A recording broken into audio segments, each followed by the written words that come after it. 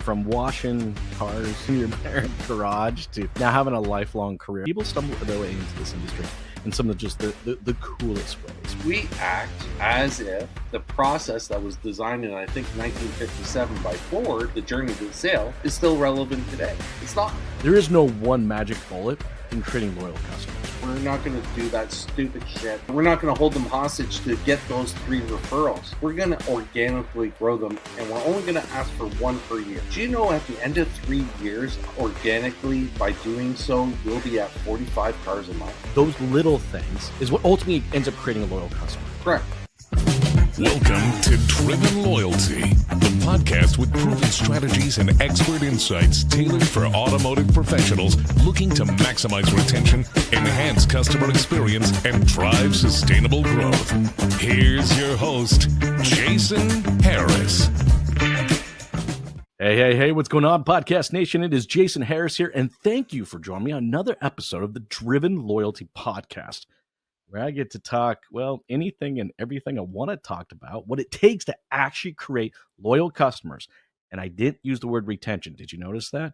Because retention in this podcast is a bad word. We don't use that word.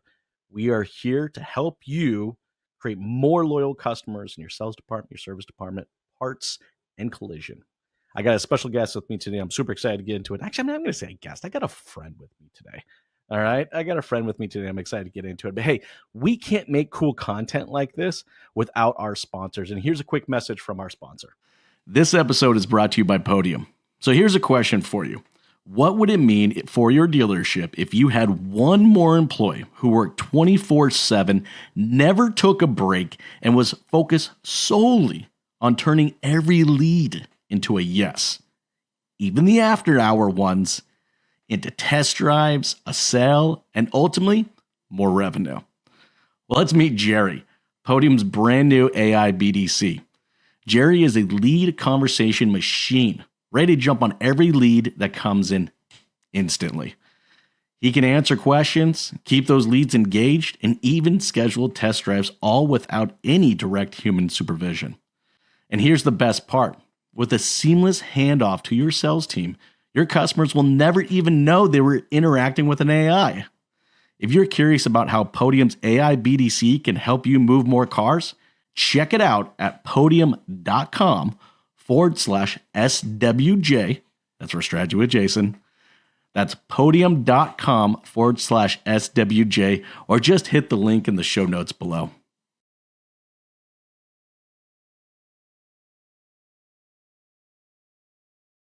All right, guys, I'm back. I have the one, the only, the oh so famous, he paid me to say this, Peter Smith.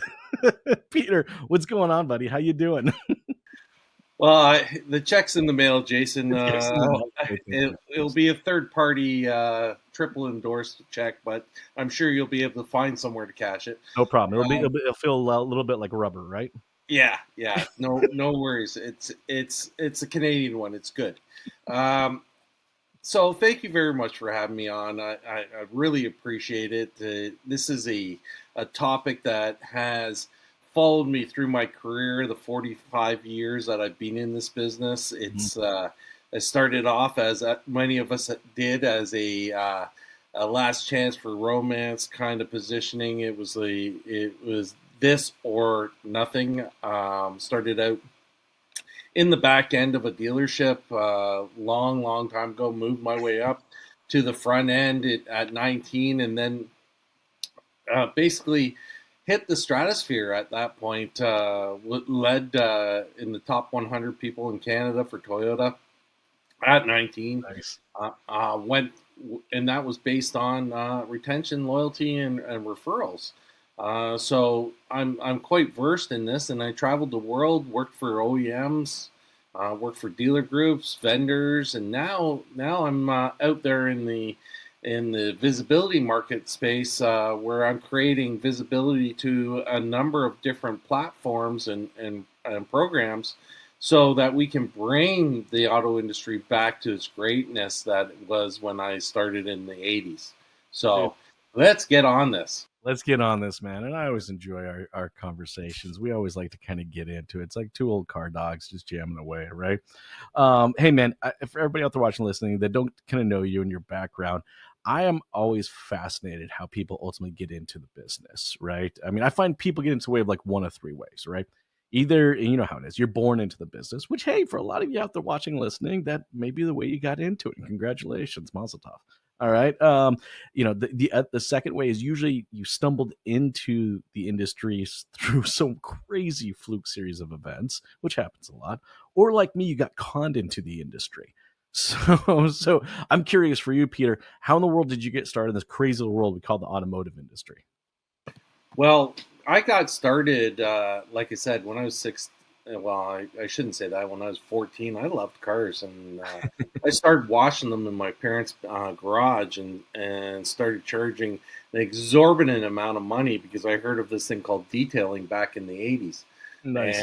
and people paid it. Like I was making more money than my dad, and just by washing cars every Saturday, and I fell in love with it, and then shortly thereafter, I went through a traumatic event, a car accident, and I couldn't go back to school because I was in and out of hospital so often. I had to go find a job, and the only thing that I was really qualified to do was work in the car business. And so I moved cars around for various dealerships, rental car companies. I was just a driver, and I enjoyed it, and got to the point where I saw these guys called salespeople, and they were making money. They had suits and ties and fancy watches, and they were all, it looked like they were having a great time. And at that point in time, everyone smoked, and they were always out laughing and joking around, smoking cigarettes. And I went, man, that looks like it's fun.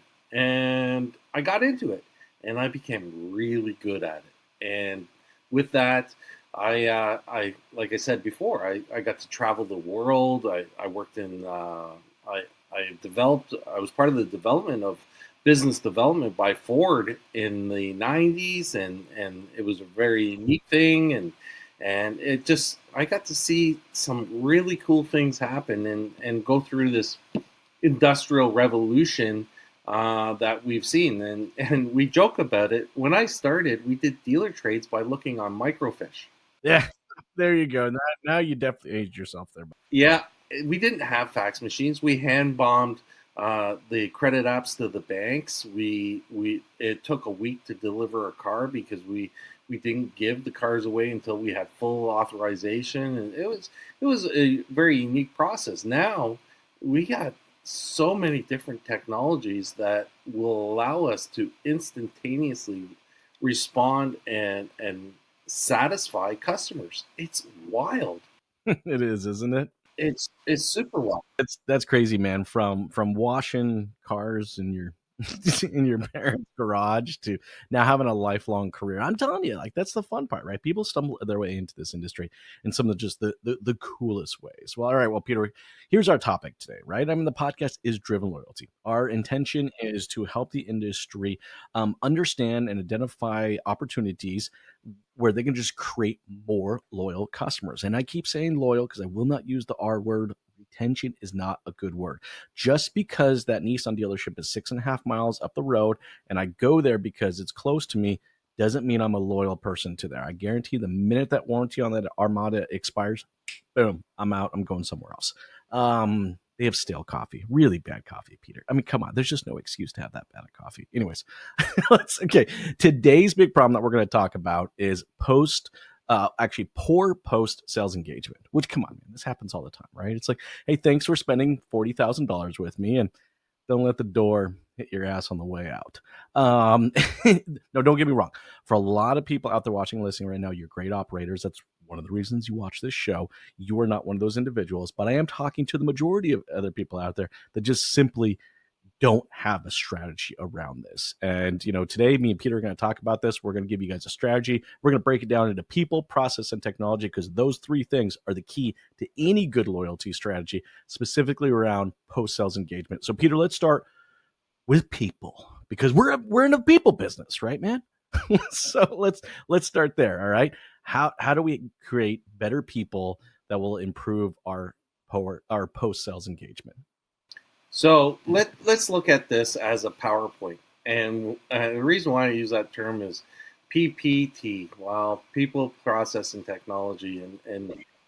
And if we look at this as a PowerPoint, and most operators can understand that, we have to define our people. And our people have to be there. There's three things that are going to allow our people to actually operate at a level that they can really engage our clientele for long-term customer loyalty. First thing is we have to train our people. And the training is or should actually go back. We should onboard our people properly. And we all know that in this business, and Jason, you and I have experienced it, where we won't order business cards because that person will not likely make it a week. So why waste the money? We won't do this. We won't do that because we want to test the waters first, because we've been burned as dealers. So why are we doing this? Well, this is a repetitive process, and we have a massive amount of turnover. Well, hold on. Let's see if we can look at the root issue. Like, that's the biggest issue. We got to look at the root issue. Are we hiring properly? Are we onboarding our people properly? That's well said. Then are we training them and then coaching them?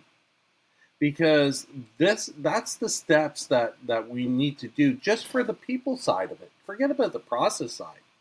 Let's look at, are we giving them the right information? We turn around and we offer them job opportunities, and we say, you can make up to $150,000 a year and work 35 hours a week.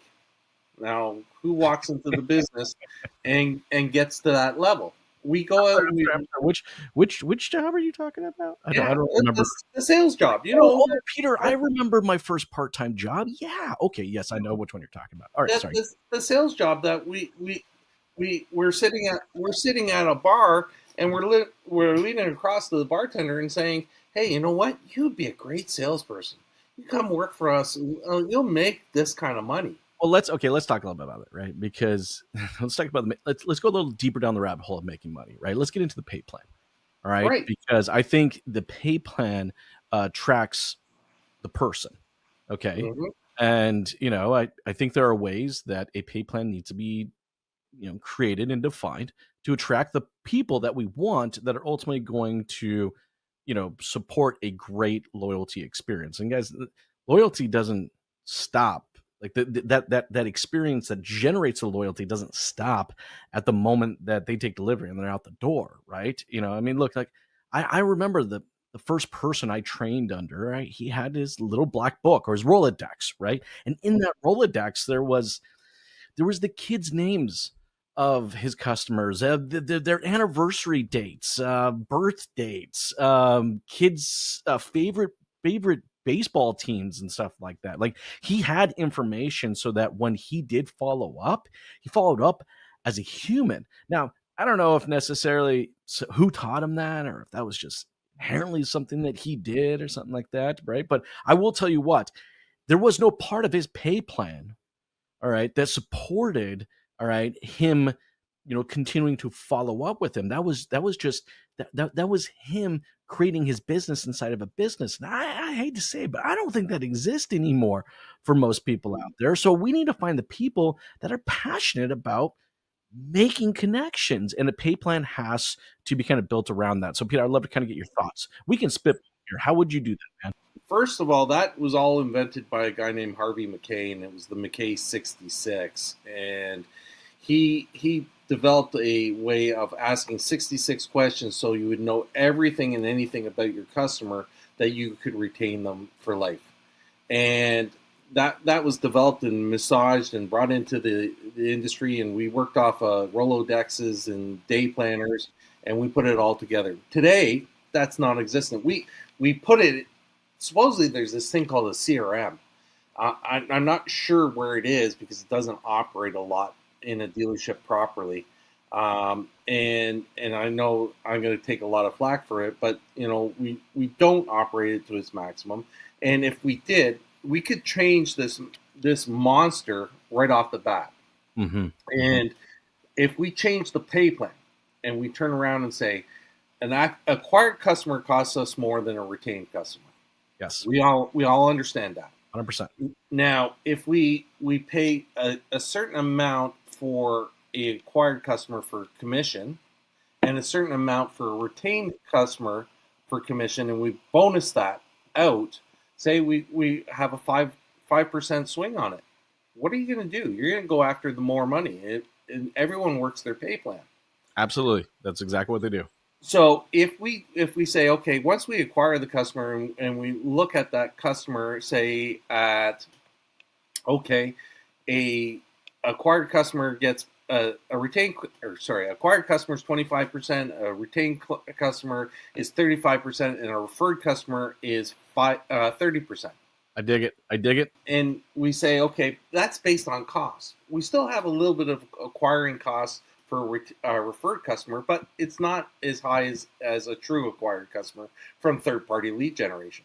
So if we look at that, and this is and I go back to dealer math.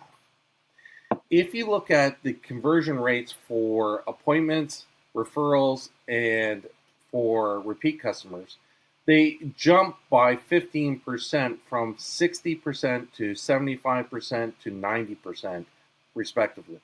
Yep. So if we look at that and we say to a customer, and we look after the acquired customer once they've bought the car, and we have a dedicated retention plan for them, and I'm going to use the term retention. We're not creating them to a loyal customer yet.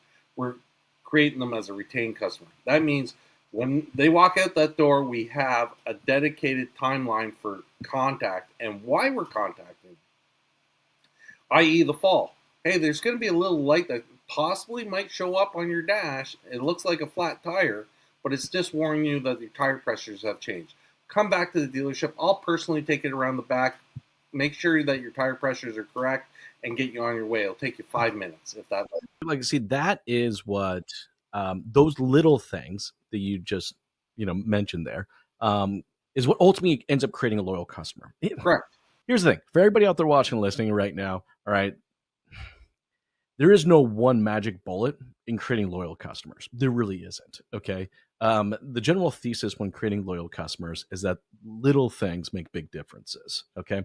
And that's a great example, Peter. I mean, when I come back into the dealership and my name, there you go. That's a little thing, right? If you want to step one step farther, you want to make a note how I take my coffee, and when I come in for service, you're there, knowing that I came in for service, and you got a cup of coffee. There you go, right? There are little things, all right, that when they're put in a process, and that's going to be a good segue into our next topic around process, right? All right, they can make big differences. And Peter, I love where you're going with this on the pay plan. Yeah, let's take a look at, do we have to create every opportunity equally? I mean, obviously, as a dealer, the cost of that opportunity changes to me. I mean, to your point, I mean, brand new acquisition, fresh off the street, never even heard of us, never even done business with us, is one of the most expensive, all right, opportunities I have. And customer that's already done business with me, by far, probably the cheapest one out there. So why are we not building pay plans that with a sliding scale in the commission model to that? I think that's phenomenal. I'll give you one more for everybody out there watching and listening. This is one I actually employed at my dealership. And trust me, there might be some service advisors that are going to hate me, okay, for this, and maybe salespeople are going to hate me for saying this, okay. But I actually combine the two roles. I put service advisor and salesperson into one. All right, and now what you were doing is you were managing a book of business. Okay, book of business that not only that you sold to, but that also you serviced to, right? And now you were working both the front and the back of it. And I created a pay plan accordingly. And I'll tell you right now, that created deeper connections, all right, and had my people really understanding the full life value of a customer, because that's something you can't, like, I could talk about all day long, all right, lifelong value of a customer. But nobody felt it in their pay plans, right? Going back to pay plans, no one felt that. No one felt, what Mr. Johnson, who was on his 5th car with us, all right, and serviced everything that we ever told him to do. No one felt that. It was split in between two different departments. So I decided to get rid of that, right? But again, those are just one creative ways. Now I want to get into process. And like I said, I know I'm rushing a little bit over pay plans, and guys, it could be an entire podcast just on its own. So I understand maybe we'll have Peter back and we'll do that, right?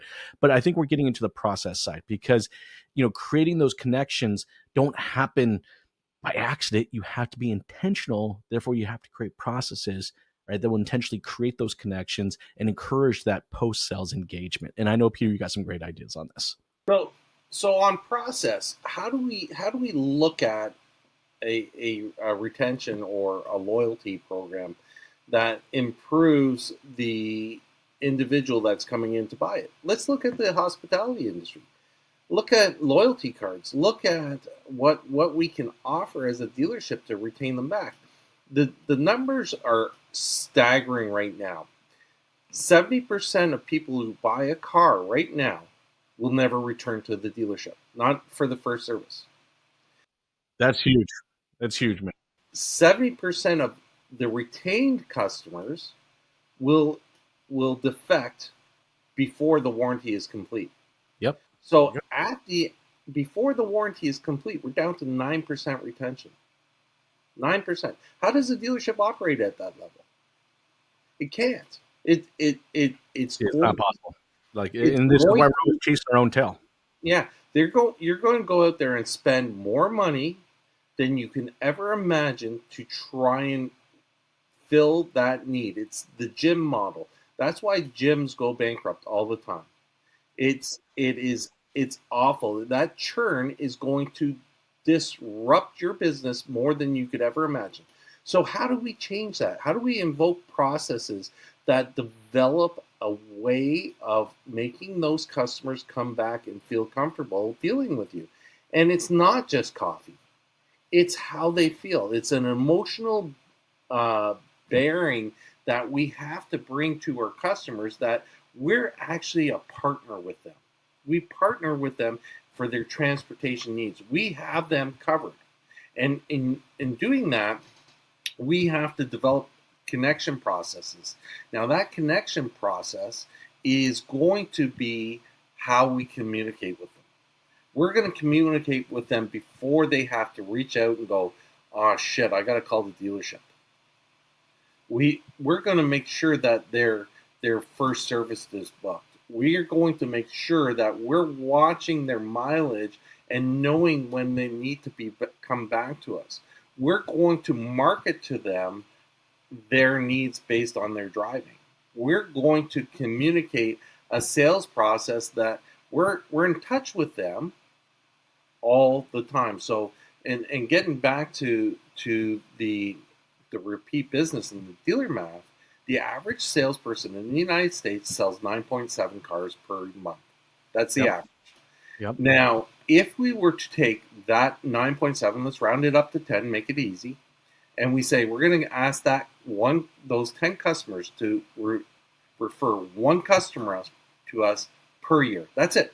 We're not going to hold them hostage and say, hey, who's the next 3 people that you can think have a chance at buying a car. We're not going to do that stupid shit that happens, excuse my language, but it's a dealer show, so it happens. But we're not going to hold them hostage to get those 3 referrals. We're going to organically grow them, and we're only going to ask for 1 per year. Do you know at the end of 3 years, organically, by doing so, you'll be at 45 cars a month? 45 cars a month based on closing ratios. That is not hard. And listen, it's so much easier to have a communication and a conversation with someone that has a warm introduction. And that's what we're missing.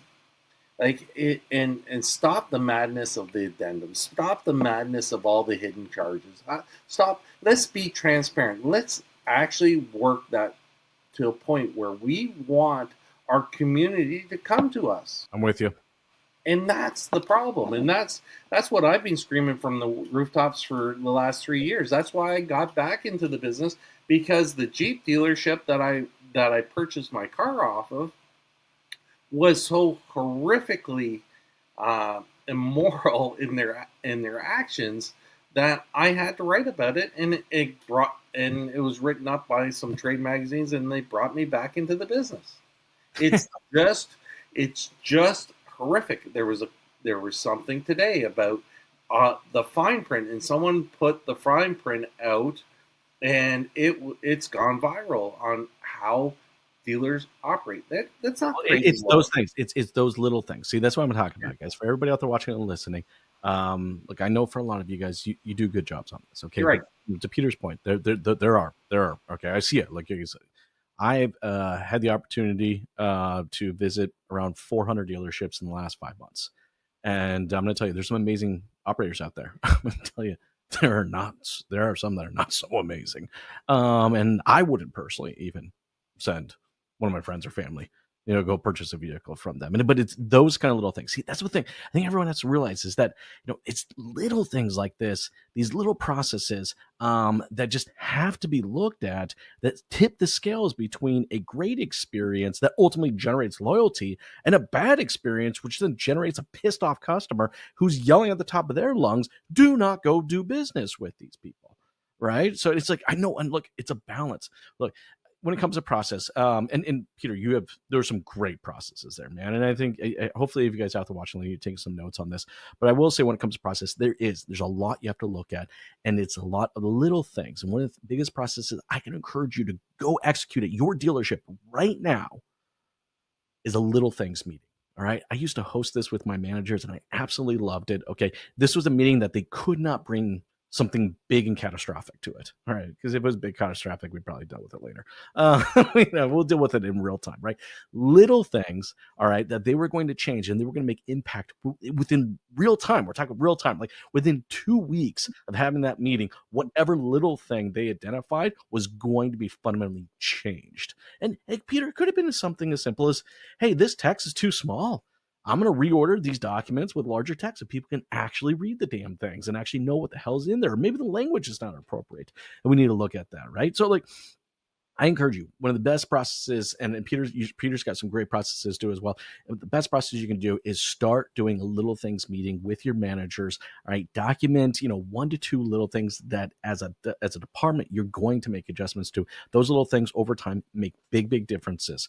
Now let's get into the technology, because you mentioned it earlier, Peter, because we said this 3-letter acronym, which, by the way, our industry loves 3-letter acronyms and 4-letter words. You said CRM. Yes. Right? Which was supposed to be this magical piece of technology that was going to wrap the process around our people, and we were going to execute greatness. So, Jason, on that, this is the crusher. This is the absolute crusher for a lot of people. When I was, like I talked about earlier, searching at dealer trades on microfiche, that's how far technology was horrific. And then the internet came around, and then personal computers, and and now we got these boxes on our desk that store every piece of information ever given to the dealership at our fingertips. What happened? Absolutely nothing. We still sold 9.7 cars. And the reason why is we're not training and coaching our people on how to use those systems to maximize the technology. We're not training and coaching our people on how to engage with AI. We're not training and coaching our people on how to maximize social impact, meaning social media. And I'm going to talk everything from LinkedIn all the way down to TikTok. Hey, you got a guy out there named Russell Richardson that is taking the world by storm and charging an exorbitant amount of money to get dealers to understand this. And he's booked to probably 2035. This is what we're missing. And the reason why we're missing it is we act as if the process that was designed in, I think, 1957 by Ford, the journey to the sale, is still relevant today. It's not. And we talk about, we got to measure test drives, and we got to measure write-ups, and we have to measure this, and we have to measure that, and we use our CRM and our desking tools to show that the proficiency of that individual. Well, no, the actual technology that's out there is analytical metrics, and now I can tell how competent Jason is on handling a Car Guru's lead versus Peter handling a Car Guru's lead, and I can then process before it even happens to make sure my best people look after my best opportunities. Exactly. And then once we look at that and we've converted those opportunities to customers and clients, then we look at technology to make sure that we're reminding our teams how to manufacture loyalty. And that is the most important thing that we are missing in the dealership, is creating that sense of loyalty, creating that sense of belonging for both the team member. And Richard Branson said it best: look after your team members, and they'll look after your clients. And that's what we have to do. We have to really show that where you're working is a, how would you say, it's a almost Xanadu. This is the only place to work. This is how we don't have turnover. Turnover costs so much, and that turnover goes to retention again, and goes to loyalty, because no one wants to go into the place that they don't know who was there last, and it's a disconnect. It's a disconnect. Yeah. See, here's the thing. I mean, if our technology, look, the purpose behind our technology is to help us, similar to that Rolodex, right? The Rolodex that we had, all right? Mhm. It is to help us make the customer feel known by us as a business. Like that's the objective, right? And if the technology is not doing that, then it's not serving its purpose. I mean, if the technology actually to the customer taste like you're actually making me more separated from the business, then it's a wrong piece of technology, right? A good piece of technology should feel like, hey, these guys know me, right? They know about they know about my needs, they know about my wants, they know about what's coming up, and what like they know. And a good piece of technology should do that. Don't you agree? Oh, absolutely. So think about it this way: if I go into a restaurant and the restaurant, or sorry, let's back that up again. I'm calling up on my local restaurant and I'm making a reservation for my wife and I. Yep. And right off the bat, they have my phone number, it's my public identifier, and they go, "Hi, Mr. Smith. You haven't joined us in the last 6 weeks. Is there something we can do to help you come in, or whatever?" Yep. It's that little detail, and it's the devil in the detail. So you come in, and maybe they give you a welcoming cocktail the next time that you walk in. Well, And they know you, right? It's cheers. it's great to have you back. You know what? Last time you were in, you had this. The chef has this prepared on the menu tonight. I strongly recommend it. Your server knows more about you than you do. This is Okay, real quick, because I love this, and Peter, I'm totally with you on this. In fact, I do this with clients all the time. Whenever I take them out, there are key restaurants I take them to just so they can actually experience what I believe real hospitality and what it feels like to be known is like. Right? There was a little Italian place next to my house. I didn't even order off the menu. It was just like whatever you say, that kind of thing, right? But where I'm going with this is that feeling of being known is insanely important, and it has to be a part of the technology. Look, I know we're getting towards the tail end of our time, Peter, and I feel like there's still a lot that we need to like we could dive into here. So I think for everybody out there watching, listening, would love to maybe kind of connect with you, Peter, and maybe just continue some parts of this conversation or learn more about what you do. What's the best way to connect with you? So the best way to connect with me is on LinkedIn. Peter Smith. I run a company called Lion Partnership. I look after a lot of people. You can see them in the background behind me. The second way is through cell phone at 905-466-2786. Again, 466-2786. I welcome any and all conversations about this industry. I'm looking to help, not really turn around and put the industry down, because it's given me so much, just like you, Jason. It's a career love, and all I want to do is make it better and look after the people that I'm around. Dude, I love it. And everybody out there watching, listening, you need to connect with Peter, and dude, there's actually a great place, Clubhouse. What time can people jump on? That'd be cool. Absolutely. So every Thursday night, I host a Clubhouse room at 8 p.m. It's called the Automotive Industry Innovators and Disruptors.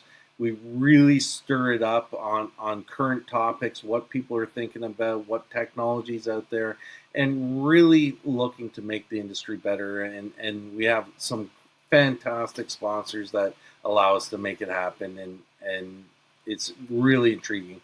So That's awesome. I look forward to seeing you there. That's awesome.